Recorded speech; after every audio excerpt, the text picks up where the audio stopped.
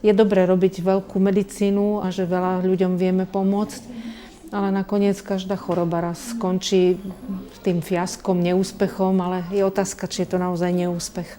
Je to proste koniec nášho života, kedy sa robí nejaký taký sumár a myslím, že každý človek od začiatku až do konca má svoju hodnotu a cenu.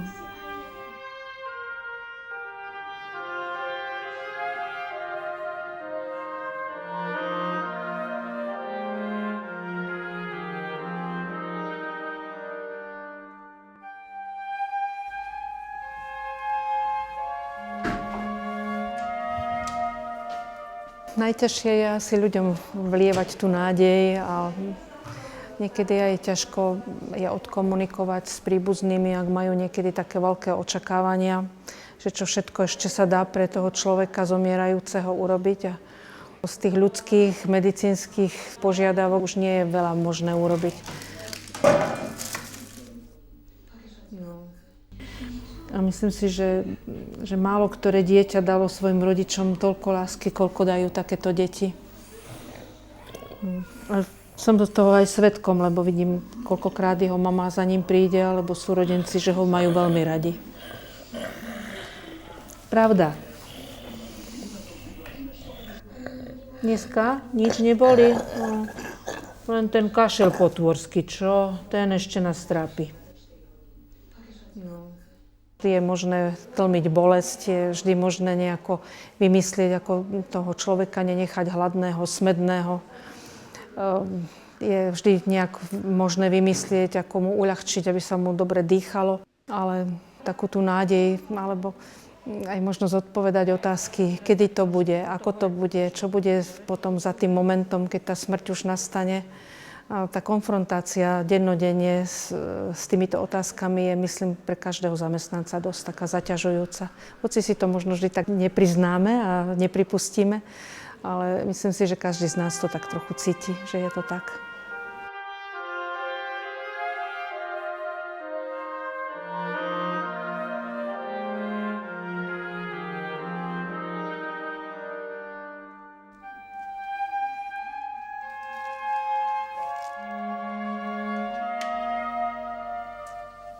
My si uvedomujeme, že je to taký ešte len púčok, ktorý nestihol ani sa otvoriť, ani rozkvitnúť niekedy. Ale takisto sú ohrození tým istým. Treba tú 24-hodinovú starostlivosť ako o zdravé deti. Ale väčšinou teda ten výsledok je taký nulový, alebo naopak teda jeho stav sa stále zhoršuje napriek všetkej starostlivosti. Stále to si uvedomujeme, takú tú bezmocnosť, bezbrannosť a to, jak sú oni na nás veľmi, veľmi odkázaní.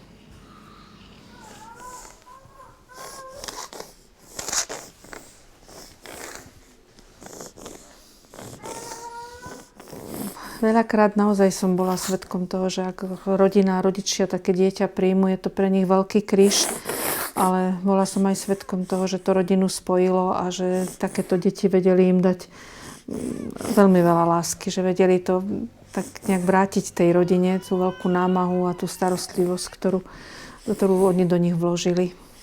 No a teraz skúsime tak. Drobec. No.